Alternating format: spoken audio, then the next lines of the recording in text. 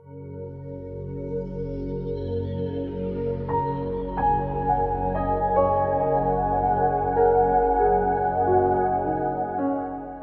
Sobat ATR BPN, kita berjumpa lagi di sini di dalam kegiatan yang membahas materi-materi yang terkait dengan pertanahan. Di sini kita akan membahas tentang hak milik atas satuan rumah susun. Di sebelah saya, di sini sudah hadir Pak Susianto sebagai narasumber yang akan kita dengar tentang materi-materi dan tentang hak milik atas satuan rumah susun ini, dan beliau saat ini selaku asesor Pak ya? Ya, asesor Madya di PPSDM Kementerian ATR BPN. Namun sebelumnya beliau pernah menjabat sebagai Kepala Kantor Pertanahan di Jakarta Kota Administrasi Jakarta Pusat. Di Kota Administratif Jakarta Pusat. Nah, di wilayah Jakarta Pusat tentunya banyak rumah susun dan banyak pengalaman-pengalaman beliau yang terkait dengan materi ini. Di dalam kondisi saat ini, di mana perkembangan kota semakin terus berkembang dan kebutuhan akan rumah tempat tinggal tentunya semakin tinggi. Yang biasanya rumahnya mungkin di perkotaan, kemudian mulai bergeser ke perbatasan dan berkembang terus, dan tentunya kebutuhan ini akan terus meningkat. Dan untuk mengantisipasi hal ini, salah satunya adalah dengan adanya pembangunan rumah susun, atau kita mengenalnya dengan satuan rumah susun. Nah, mengenai ini kita coba bahas materi ini. Terima kasih sebelumnya Pak atas kehadirannya, Pak Sus. Terima kasih Pak Nandang atas kesempatannya. Ya, terima kasih Pak.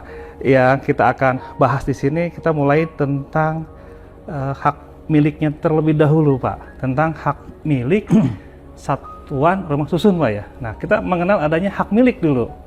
Ya. Nah, sekarang hak milik atas satuan rumah susun, perbedaannya itu apa Pak?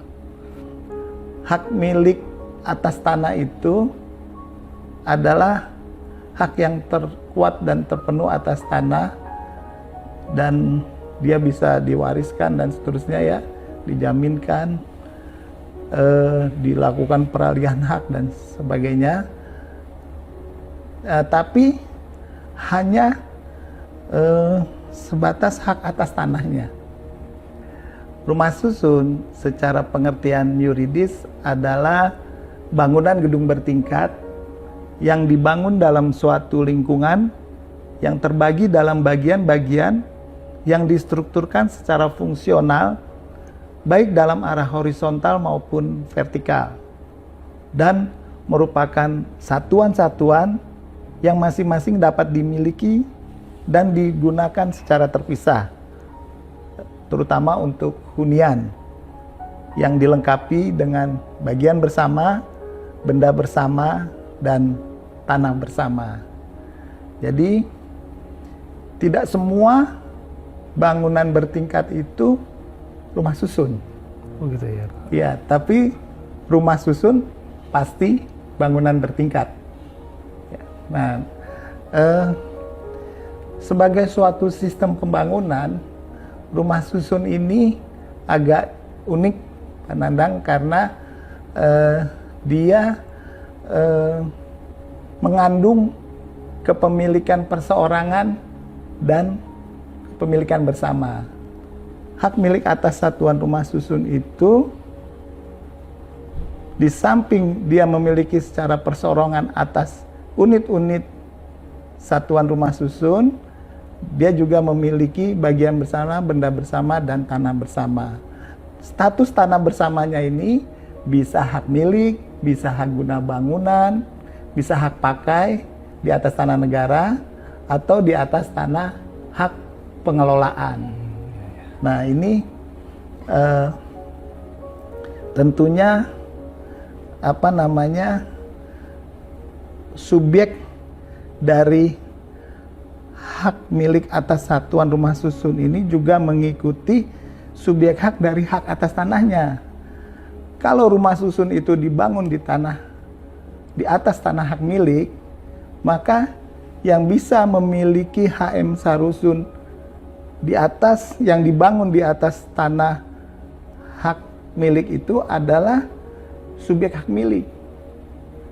Subjek hak milik kan harus warga negara Indonesia, badan hukum juga badan hukum tertentu, atau badan keagamaan gitu. Kalau rumah susun itu berdiri di atas tanah bersamanya hak guna bangunan, maka yang bisa membeli atau memiliki hak milik atas satuan rumah susun atau yang disingkat itu HM Sarusun itu adalah warga negara Indonesia atau badan hukum yang didirikan berdasarkan hukum Indonesia gitu. Sedangkan kalau hak pakai, orang asing bisa memiliki gitu ya. Jadi orang asing bisa memiliki satu unit apartemen yang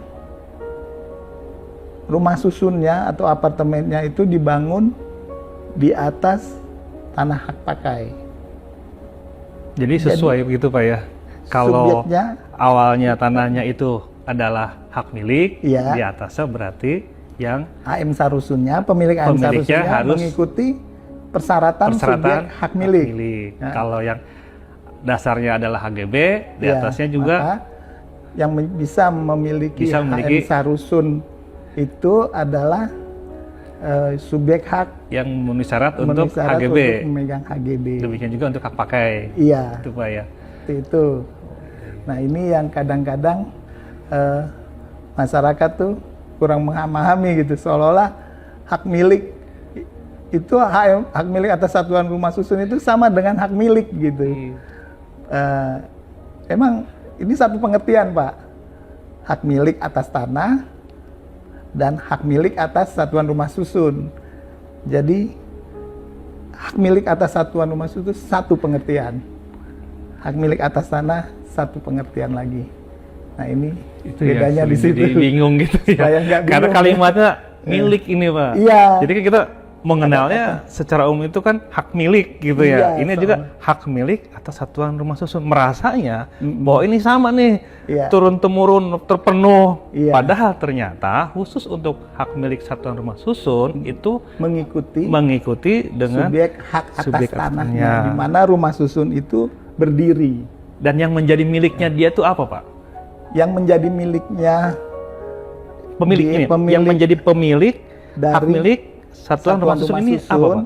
Itu meliputi satu unit apartemen yang didiami, satu unit ruangannya jadi ruang itu ya. Kalau dia beli 7 kali 3 21 meter atau 36 meter berarti yang itu unit itu unitnya itu milik perseorangannya. Tapi dia juga memiliki bagian bersama, benda bersama, sama tanah bersamanya. Apartemen ini berdiri di atas HGB misalkan. Nah, ketika ada seseorang beli, dia mendapatkan sertifikat hak milik atas satuan rumah susun. Tetapi kalau untuk hak atas tanahnya sebetulnya di HGB. Iya. HGB ya. HGB. Nah, kemudian miliknya adalah miliknya unitnya itu.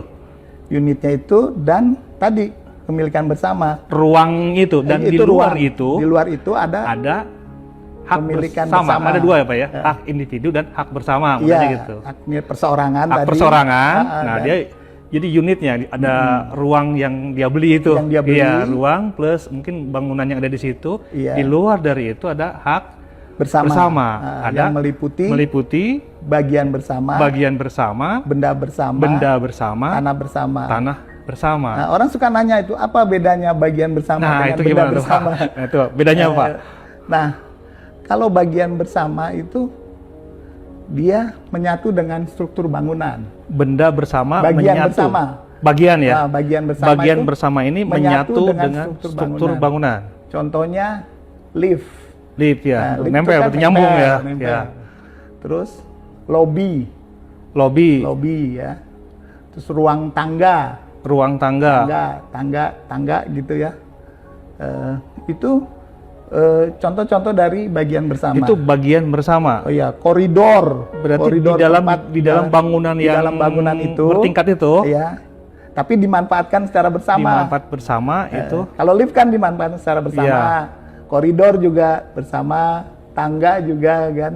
Itu yang disebut Bagian. bagian. Nah, Dia kalau menyatu dengan bangunan, dengan struktur bangunan. rumah Kalau susun. apartemen tinggi segini, ya yang ada di bangunan-bangunan ini, Iya. berarti Pak ya, yang digunakan bersama. bersama itu adalah kita kelompokkan ke dalam bagian bersama. Termasuk lorong. Iya, Kan di lorong, depan koridor, pintu. koridor. Koridor namanya. Iya. Lorong saya gitu. Kan ada pintu pasti ada, Iya. ada tengah-tengah itu lorong, koridor iya. ya. Koridor. Nah, itu adalah bagian bersama. Nah, kalau benda bersama apa, Pak? Kalau benda bersama, dia biasanya berada di atas tanah bersama. Di atas tanah bersama. Contohnya ada fasilitas lapangan tenis. Berarti kita ini dulu, tanah bersama dulu, Pak. Tanah bersama itu apa, Pak? Nah, tanah bersama itu adalah tanah tempat berdirinya rumah susun. Tanah. Lingkungan rumah susun. Kalau tanahnya ada 1 hektar misalnya, Iya. ada gedungnya berdiri di atas tanah 1000 meter. Eh, Berarti tanahnya Tanahnya tanah bersamanya? umpamanya tanahnya 1 hektar. tanahnya 1 hektar nih. Iya. Gedungnya 1000 meter misalnya. Gedungnya kan tower-tower gitu, Tower-tower bisa ya, lebih banyak. dari 1 tower Iya, gitu bisa jadi ya. Bisa lebih dari 1 tower. Nah, lingkungan rumah susun tadi Lingkungan tadi itu adalah tanah bersama. Gitu. tanah yang 1 hektar itu Iya, yang 1 hektar itu. bersama dari semua tower ini. Iya. Ada 4 tower, berarti Iya. 4 tower ini dalamnya Berada ada dalam gitu, satu berada lingkungan, dalam satu tanah bersama. Itu disebut tanah bersama. Iya. Baik lagi, Nah, Pak, di tadi. atas tanah bersama itu biasanya ada fasilitas-fasilitas Nah, itu. kan? Seperti tadi saya sebut ada lapangan tenis. Ada lapangan tenis, ya betul. Atau Pak. ada tempat bermain anak. Kolam renang juga kadang-kadang. Atau Bagus. kolam renang. Iya, betul. Nah, itu kan. Nah, itu kita sebut sebagai benda bersama. Itu benda bersama. Bersama. Ya. Nah, benda bersama ini juga kan menjadi milik bersama. Gitu kan? Menjadi milik bersama. Milik dalam arti bukan penguasaan berarti ya. Iya, dikuasai secara bersama-sama, Secara bersama-sama. dinikmati secara Dinikmati bersama-sama. bersama-sama, iya, Iya, betul, dinikmati secara bersama-sama. Iya, iya. Nah, itulah kalau kita membeli 1 unit apartemen, sebetulnya kita juga membeli yang bersama tadi. Nah, itu mungkin Itu. Pak yang perlu kita bantu jelaskan Nah. kepada sobat ATR BPN ini. Ini memang membawa konsekuensi juga. Iya, iya. Di samping itu sebagai hak kita, kita juga punya kewajiban untuk mengelola benda Yang- bersama, ya, benda bersama, bagian bersama maupun tanah bersama. Nah, ini mengelola ini menjadi kewajiban dari para pemilik HM Sarusun. para pemilik. Kalau Seluruhnya. pemiliknya ada 1000 orang, 1000 orang itu bertanggung jawab terhadap pengelolaan dari benda bersama maupun bagian bersama. Contohnya lift yang dipakai lah, Pak, ya. Iya. Lift yang dipakai itu kan untuk bersama itu. Umpamanya lift itu mengalami kerusakan atau harus diservis secara berkala, maka beban dari biaya yang keluar dari perbaikan maupun servis lift tadi itu menjadi beban dari seluruh pemilik HM Sarusun. beban dari semuanya Pak, Iya. dari 1000 orang itu. Iya. Nah, itu beban besarnya berapa ditentukan oleh nilai perbandingan proporsionalnya. Nilai proporsional ya. Kan ada NPP. Jadi kalau kita nanti dapat sertifikat HM Sarusun, di dalam buku tanah HM Sarusun itu tercantum itu NPP-nya, nilai perbandingan proporsional. Di samping kita punya luasan, umpamanya kita beli seluas 36 meter persegi ya, dengan nilai perbandingan proporsionalnya umpamanya 0,05 berapa gitu. Nah, itu NPP itu adalah angka atau besaran yang dihitung berdasarkan luas unit satuan itu dibagi dengan luas total unit satuan gitu. Jadi luas keseluruhan angka keseluruhan itu kalau dijumlah 100% gitu lah, Pak. Jadi kalau 1000 orang ketika ada yang rusak bukan berarti salah satu yang bertanggung jawab, berarti Iya. 1000-1000-nya karena masing-masing ada proporsional tadi. Iya. perlu ada pengelola berarti Pak sebetulnya Pak ya? Perlu. Nggak bisa sendiri. Makanya di undang-undang tuh mengharuskan developer nanti yang membangun ya untuk membentuk yang namanya perhimpunan penghuni. Perhimpunan penghuni. Isinya adalah para penghuni yang ada di situ. Para pemilik maupun penghuni satuan rumah susun. Harus orang yang di situ sebagai pengelolanya atau bisa orang lain yang dipercaya untuk mengelola oleh seluruh anggota yang ada di rumah itu? Itu gini Pak, perhimpunan penghuni ini dibentuk lebih dahulu. Dibentuk perhimpunannya. Nanti ada ketua, ada pengurusnya lah. Ya. Ada ketua, ada bendahara, ada sekretaris gitu. Paling tidak itu. Nah ini nanti karena dia mungkin awam dalam mengelola gedung ya, bisa menunjuk itu Pak, pengelola. Oh bisa menunjuk. Badan pengelola. Badan pengelolanya. Untuk mengelola yang tadi, bagian bersama, benda bersama, tanah bersama, agar tetap terjaga fungsinya. Berarti menunjuk ya, karena kan yang sekian orang kan sibuk semua nih, berarti yang ditunjuk bisa ini ya dia menunjuk. akan mengelola. Iya. Beda kan Pak kalau di perumahan biasa, di rumah-rumah pemukiman, gitu ya. itu kan ada Pak RT, ada Pak iuran RW, RT ya. ada iuran RT, ada iuran RW. Nah, kalau ini ada yang namanya iuran pengelolaan. Nah, berarti iuran pengelolaan. RT RW tetap ada mungkin ya? RT RW tetap ada secara administrasi pemerintahan ya. Nah, terus untuk pengelolaannya tadi. Nah, kemudian gini Pak, tadi kan kepemilikan atas satuan rumah susun juga tergantung dari hak atas tanah yang berada di atasnya, di bawahnya, gitu Pak ya? Iya. Ya tempat berdirinya maksud saya. Rumah susun. Nah, kalau misalnya ada HGB Pak ya, HGB-nya berakhir.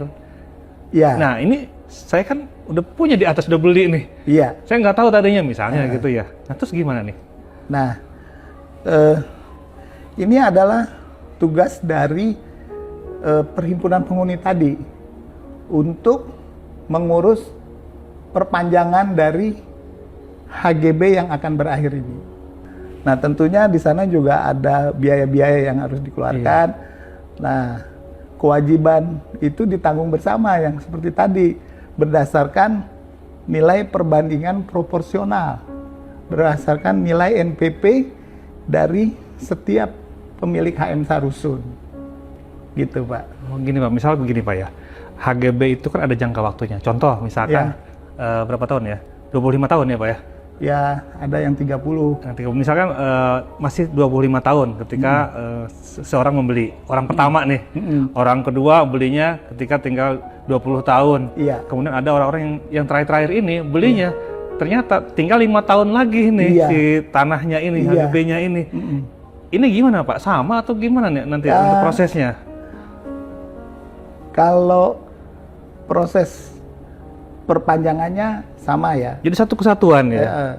Harus bersama-sama diurus. Bersama-sama, gitu, karena tanah tempat berdirinya kan? Iya, karena tanah tempat berdirinya. Sekarang saya belum beli, udah tenang nih, hak milik ternyata atau ada satuan rumah susun tadi, gitu ya. Katanya ini ada perpanjangan. Nah, ini kan perlu disampaikan juga. Itu perlu ya. diantisipasi. Ya. Jadi inilah untuk para konsumen rumah susun juga harus memahami ini ya. Aspek hukumnya. Aspek hukumnya, betul. Aspek hukum Pak. Dari kepemilikan ya. Pemilikannya. Bagaimana ini gitu. Hak atas tanahnya nanti atau kewajiban yang harus dipenuhi pada saat dia telah menjadi pemilik dari HM Sarusun itu. Terima kasih. Iya itu Pak Nandang, itu perlu. Ya, Pak, makasih banyak Pak.